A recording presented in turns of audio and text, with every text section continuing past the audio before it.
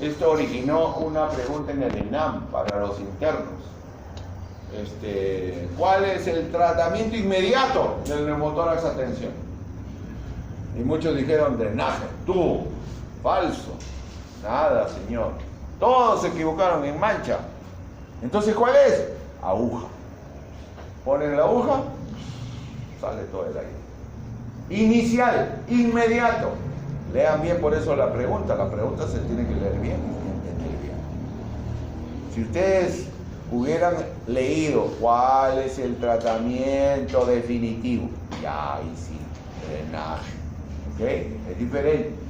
Y lo otro es el taponamiento. El taponamiento se da precisamente porque el espacio pericárdico está ocupado. Puede estar ocupado por sangre, por cualquier secreción. De esa manera, el corazón no se expande bien para poder lanzar la sangre. Por lo tanto, hay distensión venosa a nivel yugular, ingurgitación yugular se llama eso.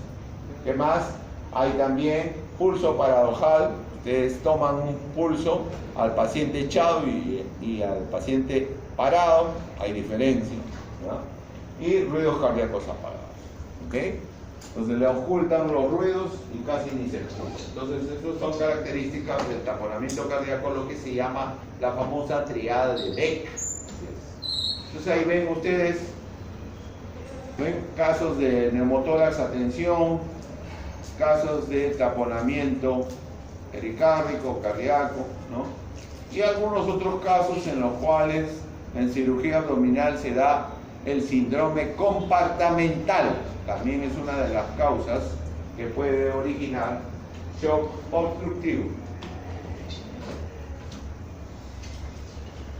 Otra placa con neumotórax a tensión, miren, todo esto es aire, y acá nomás este muñoncito es el pulmón, para que ustedes vean cómo hay un gran desplazamiento del pulmón.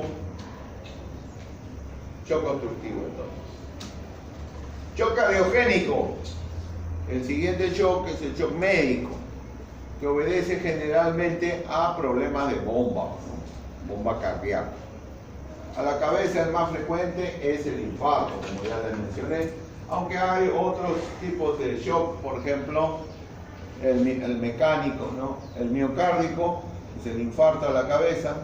Hay que detectar la extensión del infarto, de la zona isquemizada a nivel del corazón, y de esa manera ver la gravedad del infarto, ¿ya? También puede producirse, como ven, en pacientes operados, aquellos que han hecho bypass, ¿no? También puede producirse. O depresión miocárdica por sepsis, ya en últimas instancias de la sepsis se puede producir eso. En cambio, el mecánico generalmente refiere a lesiones a nivel del músculo cardíaco. Puede haber rupturas a nivel del tabique interventricular. Esto se da generalmente cuando hay infecciones de tipo miocarditis. ¿Okay? Las miocarditis, sobre todo las de origen parasitario, pueden originar este factor, ruptura del tabique. Hay insuficiencias aórticas que también pueden originar la causa mecánica, ¿no? Entonces, en este caso, lo que está más lesionada es la bomba cardíaca. El ventrículo es el factor que finalmente lleva a una disminución de la contracción, por lo tanto de la fuerza. En todos los tipos de shock hay que controlar siempre estos parámetros, ¿no? No solamente en el cardiogénico, ya hemos dicho la presión venosa, el gasto, la resistencia vascular, la presión arterial media, la presión capilar pulmonar. Llegamos al shock distributivo. El shock distributivo vemos bastante en cirugía. No es el primero, pero hay mucha frecuencia de shock distributivo. Y se caracteriza básicamente porque tiene una resistencia vascular sistémica muy disminuida. Es el shock vasodilatado que le llamamos así. El más representativo es el séptico. El shock séptico, que generalmente obedece al síndrome de respuesta inflamatoria sistémica, al SIRS, ¿no? Y este SIRS pues puede estar originado por algún germen. Puede ser una bacteria, un virus, un hongo, etcétera, etcétera. También como shock distributivo presentamos a las anafilaxias, el shock anafiláctico. Yo soy alérgico a la penicilina, me ponen penicilina a un shock anafiláctico, inmediatamente, eso es inmediato. O también, otro representante del shock distributivo es el shock neurogénico. Todos esos son shock distributivos, pero el más importante es el shock séptico. El shock neurogénico generalmente se ve en neurocirugía, cuando hay pacientes con traumatismo vértebromedular, famoso TBM, traumatismo vértebromedular, o pacientes posoperados, ¿no? Craneotomizados, ¿ok? Se ve mucho este tipo de shock. Este es el CIRS que vemos todos los cirujanos cuando hay interacción entre los gérmenes y el organismo del paciente, que puede originar sepsis y por ende originar la causa del shock, una pancreatitis, un traumatismo grave, una quemadura, etc. Es importante establecer los límites entre CIRS, sepsis, sepsis severa, shock séptico refractario y FOM. ¿Ven? Esa es la secuencia, digamos así. Primero hay CIRS, por ejemplo, una colecistitis, está en CIRS, se puede tratar tranquilamente, ¿ok? No hay problema. Pero si no se trata, puede llegar a la sepsis. Y como ven ustedes acá, la sepsis es denominada así cuando ya se localiza el foco infeccioso. ¿De dónde está impartiendo los gérmenes ese foco? ¿Okay? Para eso hay criterios. Por ejemplo, 2 o más de estos criterios que ustedes tienen acá origina el diagnóstico de CIRS y sepsis. Podemos ver fiebre, frecuencia cardíaca elevada, respiratoria también elevada, con presión parcial de CO2 menor de 32, leucocitosis con gran desviación izquierda. ¿Okay? Entonces eso ya nos está hablando de una probable sepsis. Sepsis severa ya es un paso más, ¿no es cierto? Cuando ya el paciente está instalado en la sepsis y con alguno de estos signos que ustedes ven acá, con piel moteada, o sea, piel ya con manchas moradas, ¿no? El llenado capilar alterado, el gasto urinario, el lactato también muy elevado. Entonces ya nos están hablando de una sepsis severa. ¿Ok? Todos estos factores entonces hay que tomarlos en cuenta. Esto es lo último. Y de ahí ya se pasa a shock instalado. Está en sepsis severa y con estos 2 criterios ya establecemos lo que se llama shock séptico. Estamos hablando de shock séptico. La presión arterial media es un parámetro importante a controlar, a monitorear. Y para eso el UCI, el intensivista, instala un catéter a través de la vena central que se llama Swan-Ganz y que llega ¿hasta dónde? Hasta la emergencia de la arteria pulmonar en el ventrículo derecho. Esa presión está alterada muchas veces cuando ya se trata de shock. Entonces, acá tenemos el shock séptico, la alteración más importante es la resistencia vascular sistémica. Es el shock vasodilatado. ¿Y por qué se da esa vasodilatación? Porque hay una pérdida del tono de la musculatura de la pared de los vasos. Se pierde, se dilata, ¿no? Y esa gran dilatación en todas las arterias origina pues que el volumen, o sea los 5 litros del gasto cardíaco, no se abastezcan para seguir fluyendo por los vasos. Por lo tanto, hay hipotensión. ¿Okay? Entonces, estas son las características de las causas de shock distributivo. Acá tenemos el shock neurogénico, como ya hemos mencionado, generalmente se da en pacientes neuroquirúrgicos, ahí está, dentro de los cuales los que se ven con mayor frecuencia es este de acá, el número 6. Este es sacado de una revista inglesa, pero acá en el Perú lo que más vemos por trauma es el traumatismo vértebromedular, que tiene cierta frecuencia en neurocirugía. Y eso origina shock. ¿Por qué se origina este tipo de shock? Por un defecto del centro vasomotor a nivel encefálico, acá. Generalmente se está en el tálamo.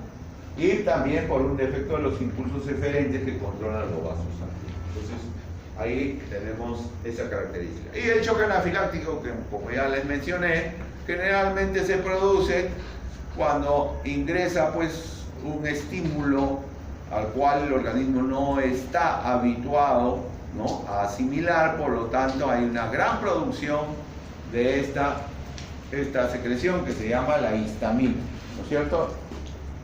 Esta gran producción de histamina origina sobre todo a nivel del sistema nervioso, el sistema respiratorio, un edema, una vasoconstricción. Entonces, ese edema se da a nivel de la glotis, por lo tanto el paciente no puede respirar, no pasa bien el aire. Entonces ahí se produce la traqueostomía. O sea, hay que abrir acá abajo para que pueda, o la intubación endotraqueal. Entonces generalmente pues este tipo de shock anafiláctico es un shock distributivo, no se olviden. Los monitoreos siempre es necesario. En conclusión, de los 4 tipos de shock, los 3 primeros, hipovolémico, cardiogénico y obstructivo, se caracterizan por gasto cardíaco bajo, por lo tanto hipoxemia. En cambio, el shock distributivo es el único que tiene gasto cardíaco normal, pero con un aumento de la permeabilidad de la vasodilatación, o sea, una disminución de la resistencia vascular sistémica, lo cual lleva igualmente a la hipoxia. Todos nos conducen a Roma, por lo tanto, el fin de esto es hipoxemia. Cuando uno hace o recibe un paciente con shock, inmediatamente tiene que clasificarlo. ¿A qué se debe el shock? ¿Es hipovolémico? ¿Es séptico? ¿Es cardiogénico o es obstructivo? Porque eso tiene que tenerlo acá el cirujano, en la cabeza, y tiene que trabajar multidisciplinariamente con el intensivista. Entonces, si yo establezco que es un shock hipovolémico por trauma, inmediatamente hay que reponer, por trauma donde está acá, hay que reponer el fluido perdido, como ya les mencioné en el tramo abdominal, ¿ok? Y luego la cirugía, por supuesto. Si yo establezco que es un shock séptico, inmediatamente le doy antibióticos y focalizo dónde está, cuál es el origen de este shock séptico: vesícula, hígado, intestinos, etcétera, etcétera. Si yo me doy cuenta de que es un shock obstructivo y es una tromboembolia pulmonar, inmediatamente le aplico los trombolíticos. Entonces eso ya es manejo médico. Si veo que se trata de un hemotórax, inmediatamente el cirujano entra allá. O un taponamiento cardíaco, igual. Pero si es cardiogénico, es un infarto de miocardio, inmediatamente ya lo maneja el médico intensivista, ¿no? Y ahí tiende finalmente a la angioplastía, finalmente los bypasses, etcétera, que puedan solucionar el problema. Entonces, el objetivo del tratamiento del shock es restablecer, ¿no es cierto? O sea, si había hipoperfusión, restablecer la perfusión de los tejidos, por lo tanto, la oxigenación de los tejidos. Entonces, eso es importante. Desde el momento en que se empieza a manejar el shock, inmediatamente hay que evaluar periódicamente con los diferentes parámetros de monitoreo. ¿Cuál es la secuencia que hay que seguir en el manejo? Eso es importante.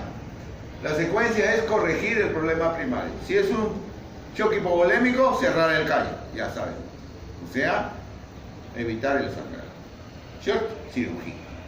Si es un shock séptico, inmediatamente apagar el foco. Antibiótico terapia. ¿Ok? Corrección del problema primario. Siguiente, oxigenar, obviamente, porque estamos en hipoxemia. Acuérdense. Ya. Tercero, asistencia ventilatoria. Es diferente la oxigenación del paciente que la asistencia ventilatoria. Cuando yo veo, y esto que quede bien claro, cuando yo veo en el monitor de parámetros, saturación 98. ¿Eso qué significa? Significa que el paciente tiene una buena presión parcial de oxígeno y que está llegando, ¿no es cierto?, al tejido. Pero no significa que esté ventilando bien, es diferente. Una cosa es la ventilación y otra cosa es la saturación.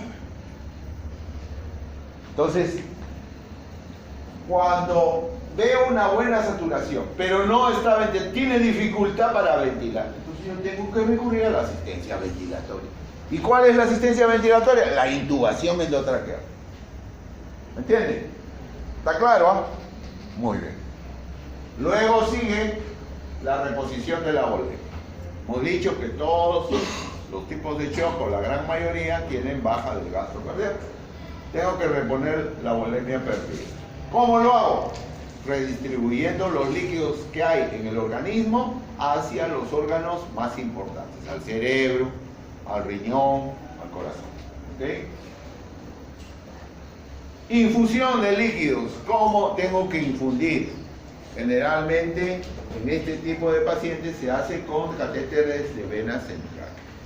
Cuando lo hago por vía periférica puede demorar, entonces puede ser muy tarde, hay que tener cuidado. Estos pacientes tienen que tener siempre un catéter central, un CVC, catéter venoso central. ¿Ya? Y ahí la administración, pues, lo que primero se usa son los cristaloides. ¿Y cuál es el cristaloide de elección a utilizar? Mentira. Pero eso es que se use mucho, eso no significa que es de elección.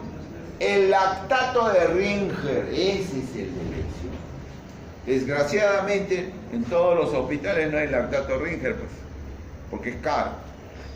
Lo tienen el seguro, el salud, o lo tienen las clínicas. Pues. Ahí sí se utiliza el lactato.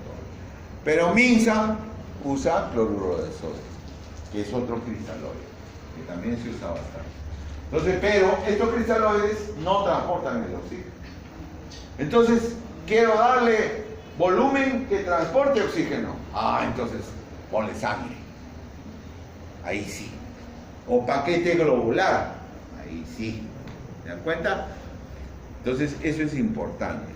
¿Ya? Es importante establecer qué tipo de volumen tienen que darle para suplir. Luego hacemos la corrección del ácido básico. Un AGA, ¿saben lo que es AGA, no? Gases en sangre. Entonces, saco un AGA y veo, el paciente está en acidosis metabólica, ya, o sea, el choque ya está instalado. Entonces tengo que corregir el pH. Tengo que corregir el pH, ¿no? Hay que ver cómo está el CO2, ¿no? Y los electrolitos. Importante. Luego, usar, fíjense ya cerca del final, recién uso las drogas. ¿Y qué drogas se usan? Drogas simpático-miméticas, adrenérgicas. Ahí está la adrenalina, la noradrenalina, ¿ya? Son drogas muy potentes que mantienen la presión del paciente. Sobre todo cuando ya está intubado el paciente, está inconsciente. ¿Okay?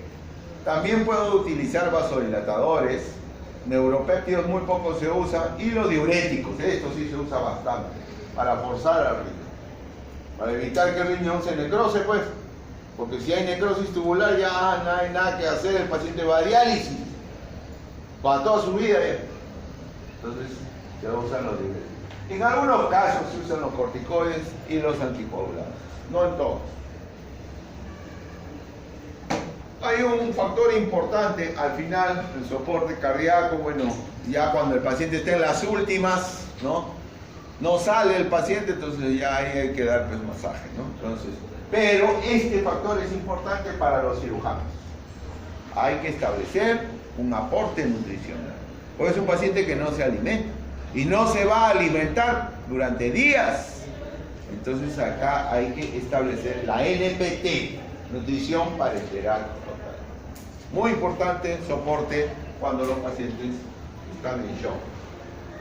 Entonces ahí tienen en las primeras 8 horas lo que tenemos que conseguir, los objetivos: llevar la PVC entre 8 y 12, la presión arterial media 65, la diuresis horaria, como ven acá, más de 0.5 por mililitro por kilo por hora, la saturación de oxígeno a nivel de la vena cava hasta el 70%, mejoría del estado mental, obviamente hay que evaluar el sistema nervioso central, La perfusión periférica, hay que ver el llenado capilar, conoce el llenado capilar, es importante, y cómo está el lactato.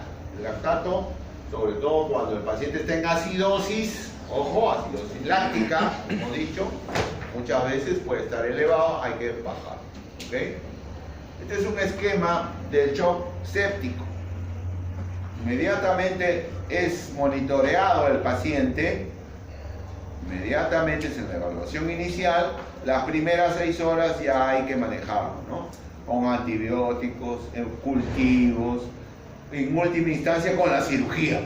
Si hay un absceso hay que drenarlo, ¿okay? Y posteriormente en la reevaluación ya de este tratamiento, todo este tratamiento, siempre hay un control posterior, con los mismos parámetros, ¿no?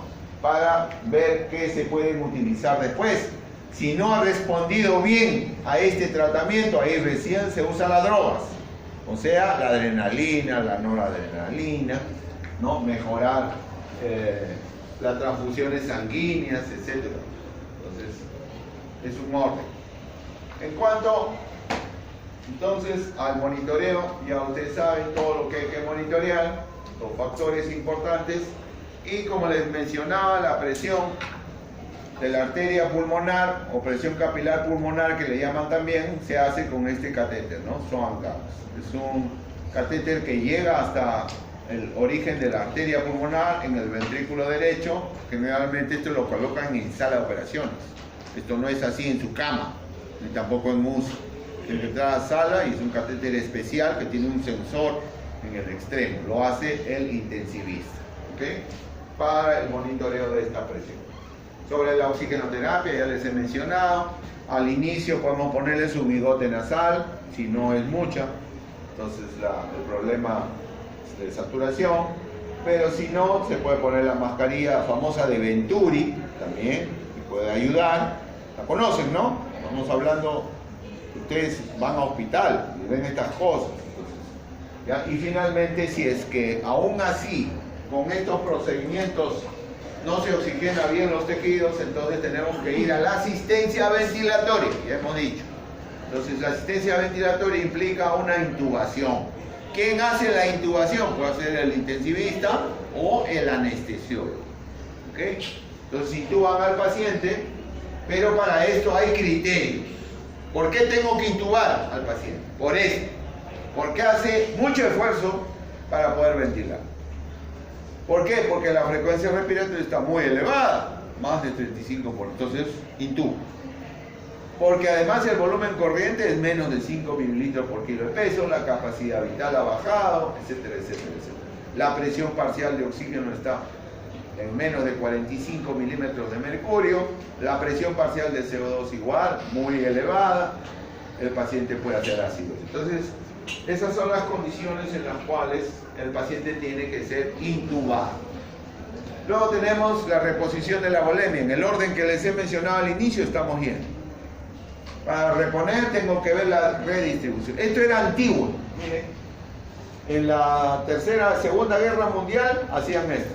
Había un equipo en el cual comprimía prácticamente miembros superiores e inferiores y hacía posible que el volumen que estaba en esos miembros se redistribuya hacia la zona axial. Pero ya no se usa. Lo que ahora se usa bastante es la posición. Eso, la posición de Trendelenburg ayuda. Ustedes saben cuál es la posición de Trendelenburg. Paciente en decúbito dorsal, se eleva los miembros inferiores en 45 grados y se baja la cabeza y el cuello en 15 grados, por debajo del plano horizontal. Entonces, esto ayuda bastante a la redistribución del volumen que queda dentro del organismo. Eso es lo primero que hay que hacer. Ahí está la posición de Trendelenburg. Cuando ustedes estén en el serón y vean pacientes en shock, lo primero que tienen que hacer es eso, aparte de lo que ya he mencionado. ¿Okay? Tipo de infusión, ya hemos dicho. Para esto hay que ver la vía, catéter central, líquido a administrar, volumen a administrar. Generalmente en el catéter central no se usan pues catéteres delgaditos, no se usan catéteres gruesos, de 16 al 14, ¿ya? Entonces estos catéteres son catéteres gruesos, como una sonda, así como una sonda de Nelaton, así igualito, que ingresan dentro de la vena subclavia o la vena yugular, ¿no? Lo primero que se hace es utilizar los cristaloides, son de primera elección. Al inicio, este es tratamiento inicial, ¿ya? Pero lo ideal a usar es el lactato Richter, acá está, ¿ya? ¿Y cómo se administra? 1 a 2 litros en el caso de un adulto. Esto en las primeras 2 horas. Luego, en el caso de niños, 20 ml por kilo de peso. Inicialmente, estamos hablando inicialmente. ¿Me entienden? Cristaloides. En minutos ya, en media hora. Hasta que se normaliza la presión. Cuando la presión más o menos se eleva y ha bajado la taquicardia, entonces podemos pasar a otro tipo de solución, ¿ok? Los coloides, ya es otro tipo de solución, ¿no? Generalmente un coloide se queda más en el intravascular que el cristaloide, dura más, ¿ok?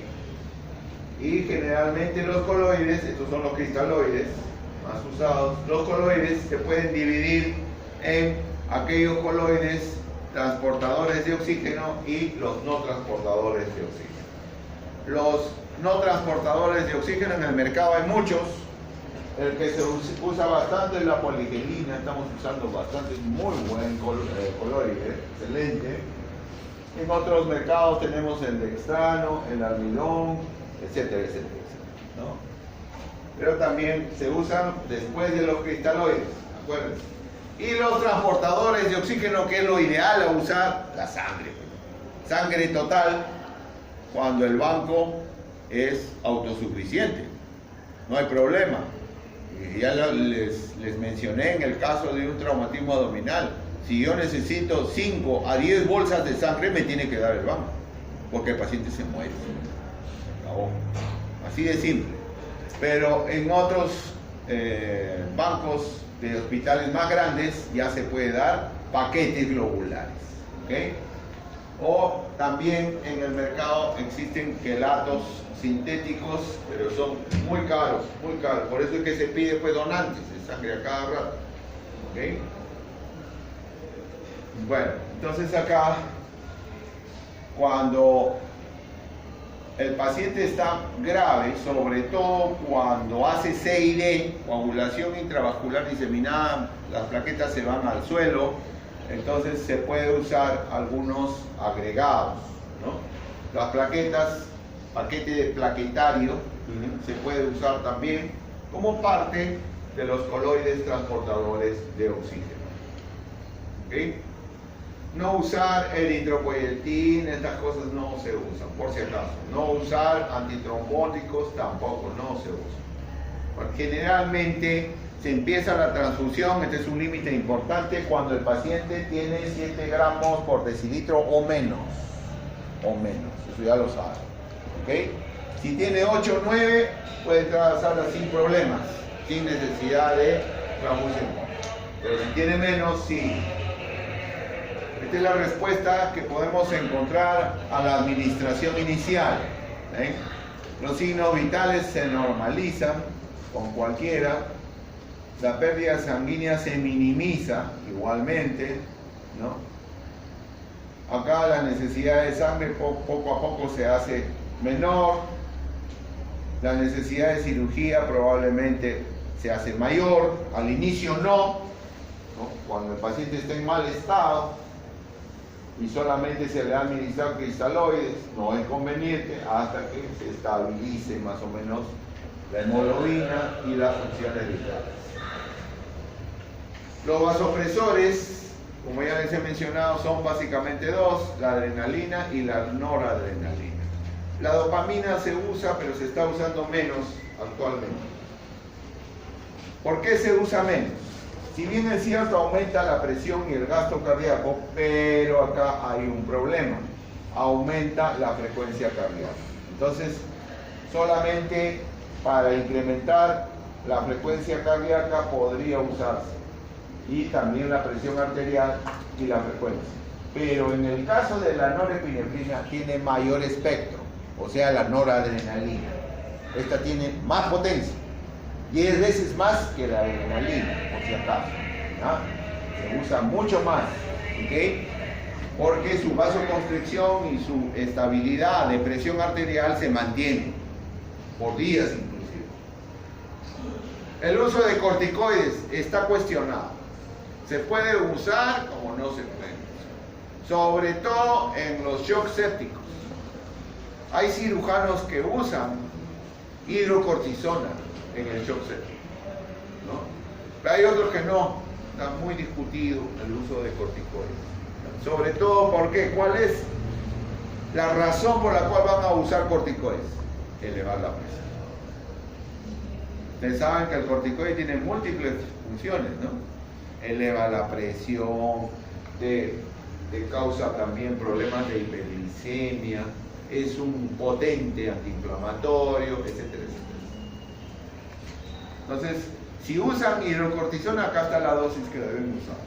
300 miligramos por día, una sola dosis.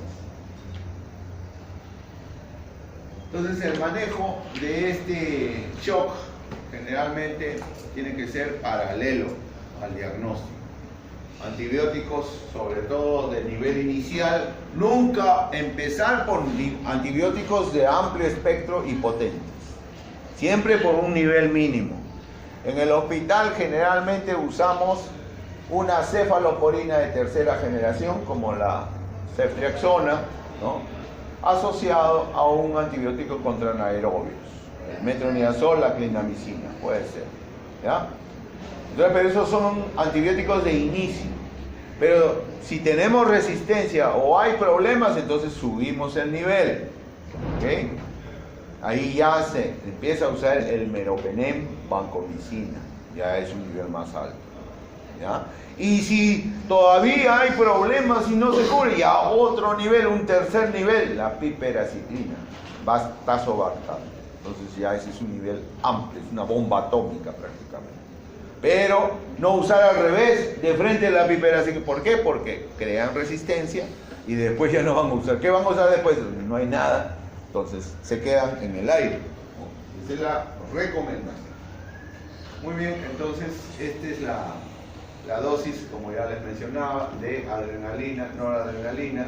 En el shock obstructivo se recomienda rápidamente evitar el neumotórax y el taponamiento cardíaco. Algunas consideraciones especiales, ¿no?